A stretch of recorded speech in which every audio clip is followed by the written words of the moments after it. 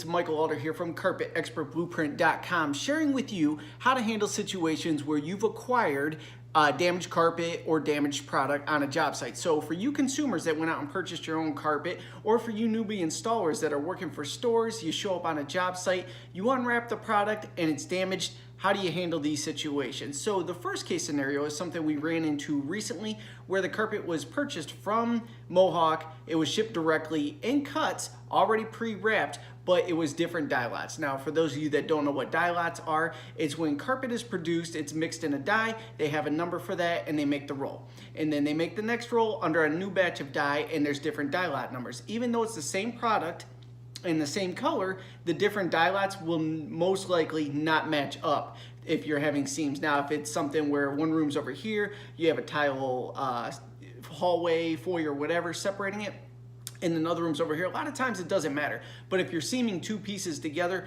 this could be an issue, and we had an issue on a job site like this. So let's dive into this. I'll show you what was going on and what we had to do to handle the situation. So these two carpets are the same exact carpet, same color, but very different dye lots. So the person that ordered this did not request the same dyes. It was shipped individually to the job site, and when we opened it up, this is what we found. So now we have to contact Mohawk to let them know that this is an 18-foot running seam and the carpets are very different, so they need to bring in lots that match. So as you can see, in scenarios like that, you really can't try and cheat it because it's just gonna stick out. It's very obvious that it wasn't gonna work. So if you were an installer, you showed up on a job site, what you have to do is document first that the dye lot numbers came in different. Next, you have to reach out to the store, let them know that it's not matching, there's a dye lot issue. They have to reach out to the distributor, whether it was Shaw, Mohawk, whoever, let them know they need matching dyes because the product has to match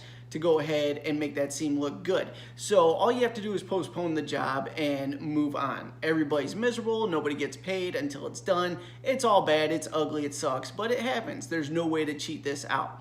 Now here's another scenario we had where we were installing a fitness room for a higher end client, and the product actually showed up physically damaged. Throughout shipping, it was damaged, and here's what we had to do to go ahead and fix this. Let's check this. So here we have rubber fitness flooring. We got to the job site, unrolled it, in the middle of the roll was damaged, so most likely during shipping or a tow motor pulling it off the truck, went ahead and scuffed it, took a chunk out of it. So in a scenario like this, rather than shipping it back and delaying the job, we're gonna go ahead and patch it. So to cover your butt, you document the damaged area, you document your patch, hope for the best, and get paid fast. Alrighty, so as you can see, it showed up damage. Now, many installers will go ahead and just complain about this and walk, but this doesn't benefit anybody by doing this. If you go ahead and walk, you don't get paid for the day, and the store loses revenue, the customer doesn't have their room done, everybody loses.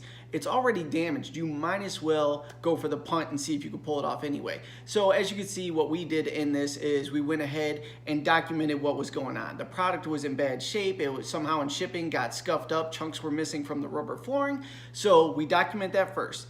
We contact the person we were doing the job for, let them know, hey, material showed up damaged to the job site, but we're gonna go ahead and try and patch it in, pull this off. So you've documented to cover your butt. Now you go ahead and patch it in and try and get it done, and everybody gets paid. And in this particular case, everything worked out fine. It was all good. There was heavy workout equipment going on top of the patch anyway, so nobody would have known even if they did find it. So in a scenario like this, you go for it and you try to make it happen. Issues like dye lots, where it's very visual and there's no way to hide it whatsoever when you have two pieces with an 18-foot seam going together, you have to document everything and just order a new piece.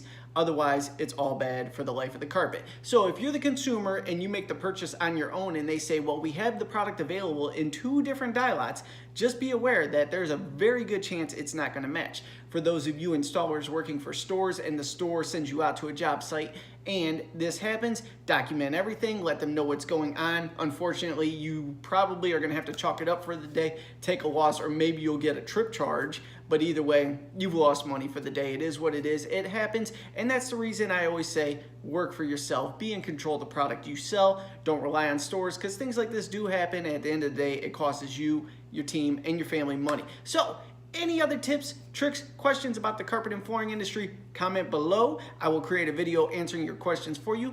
Thank you so much for tuning in, and I'll see you on the next one.